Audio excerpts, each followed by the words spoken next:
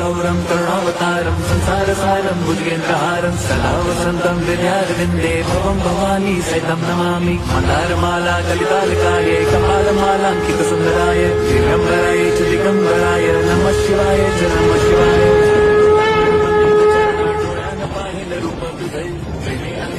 आनंद पूजिन भवे ओवाय नमणे नमः त्वमेव माता पिता त्वमेव बन्धु सखा त्वमेव विद्या द्रवणं त्वमेव